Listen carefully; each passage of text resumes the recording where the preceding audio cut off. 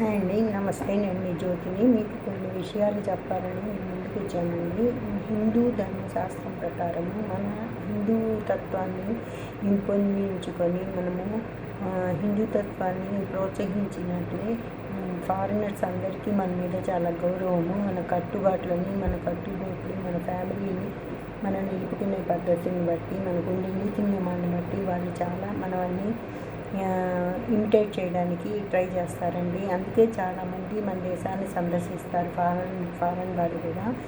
మన ఏ డ్రెస్సుల్లో కన్నా మనము శారీ కట్టుకుంటే ఉన్న అందము, ఆనందము ఇంకొకటి లేదండి. మన హిందూ తత్వాన్ని మనము కాపాడుకుందాము. బొట్టు అనేది మనకి చాలా జన్మతహగా మనము మొదటి నుంచి వచ్చిన అలవాటు అండి. మనము బొట్టు పెట్టుకొని మనము మన అందాన్ని ఇనుమడింపజేసుకోవాలని నేను కోరుకుంటున్నాను. బొట్టు అనేది ఈ మధ్య చాలామంది యూత్లో నేను గమనించాను. ఏమనుకోకండి, నేను నా ఫ్యామిలీగా నేను భావిస్తాను కాబట్టి నేను మీ అమ్మలాగా, అక్కలాగా, అమ్మమ్మలాగా, బామ్మలాగా నేను మిమ్మల్ని ఇంప్రెస్ చేయడానికి నేను చెప్పే మాటలు కాదండి ఇవి. మిమ్మల్ని మీ గౌరవాన్ని ఇనుమడింపజేసి పెంచే, అంటే ఇప్పుడు సమాజంలో ఉండే పరిస్థితులను బట్టి మనము చాలా కష్టతరంగా ఉంది కాబట్టి మనము మన డిగ్నిటీని మనం మెయింటైన్ చేసామంటే మనల్ని కన్నెత్తి చూడడానికి కూడా భయపడతారు. మనం ఉండే పద్ధతుల్ని బట్టే మన లైఫ్ అనేది ఆధారపడి ఉంటుంది. మన సేఫ్టీని మనం చూసుకోవాలి అనే ఉద్దేశంతో చెప్పాను. ఇది మీ బామ్మ అయినా, అమ్మమ్మ అయినా, అత్త అయినా, అమ్మ అయినా, బామ్మ అయినా, అత్త అయినా, ఎవరైనా కూడా వాళ్ళు కూడా చెప్పడానికి చూస్తారు కదా. అలాగే మనము హిందూ దేవుళ్ళని మనము పూజిస్తాము, ఆ దేవతలని మనము కొలుస్తాము. అది ఎందుకంటే మనం మెంటల్ పీస్ కోసము, మనకు ఒక దేవుడు ఉన్నాడు అనే భరోసా అన్నమాట. మనకు దేవుడు ప్రత్యక్షంగా కనిపించకపోయినా కూడా మన అంతరాత్మ అనేది ప్రశాంతంగా ఉండడం కోసం డివోషనల్గా మనము గుళ్ళకి వెళ్తాము. అక్కడ సిద్ధాంతులు వాళ్ళందరూ సిద్ధులు, పీఠాధిపతులు ప్రతిష్ఠిస్తారు గుళ్ళని. అందుకని అక్కడ చాలా మహిమ ఉంటుందండి. మనం ఇంట్లో చేసేదానికన్నా అక్కడ చేసుకుంటే మనం 1,000,000 రెట్ల ఫలితాన్ని మనము పొందగలుగుతాము. అట్లానే జీవనదులు, నదీ స్నానాలు చేయమంటారు సిద్ధాంతులు. నదీ స్నానాల వల్ల మన పాపాన్ని మనం తొలగించుకోగలుగుతాము అంటారు. ముఖ్యమైన రోజుల్లో నదీ స్నానాలు రాకామావై అంటారండి.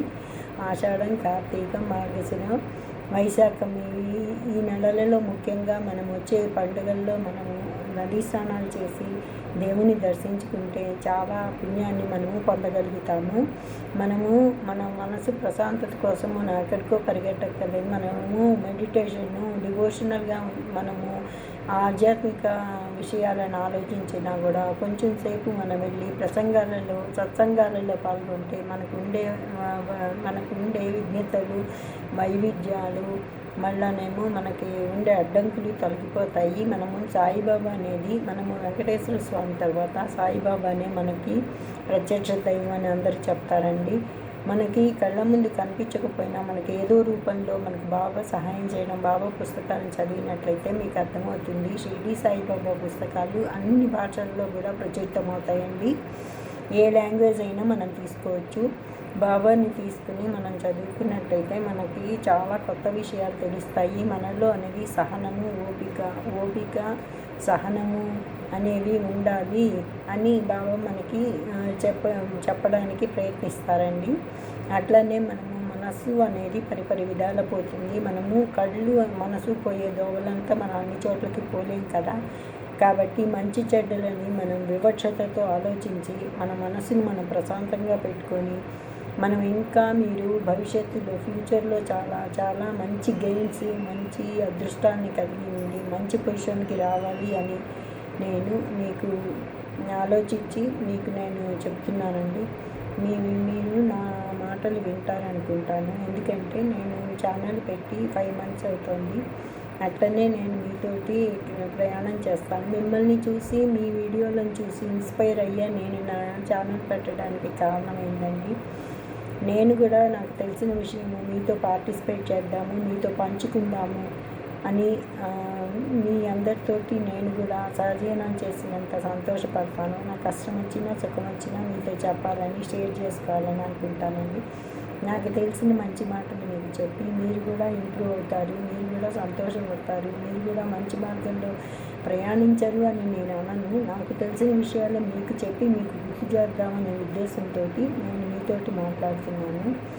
అట్లనే హిందూయిజంని మనము వృద్ధి చెందడానికి, హిందూతత్వాన్ని పెంపొందించడానికి శంకరాచార్య లాంటి, రామానుజాచార్యులు చాలామంది సిద్ధాంతులు, కామకోటి పీఠాధిపతి, అట్లా శృంగేరి పీఠాధిపతి, రకరకాల మంది వచ్చి మన వాళ్ళని బాగా ఇంప్రూవ్ చేసి మనము మంచి మార్గంలో పోవడానికి వాళ్ళ ప్రసంగాలు అనేది మనల్ని ముందుకు పురోగతికి వెళ్ళటానికి మనకి సహాయపడతాయండి. ఏం చేసినా మనము ఈ యుగంలో మనం చేసేది ధ్యానము, దానము, ఆ రెండిటికి కలియుగంలో చాలా ఇంపార్టెన్స్ ఉంటుంది.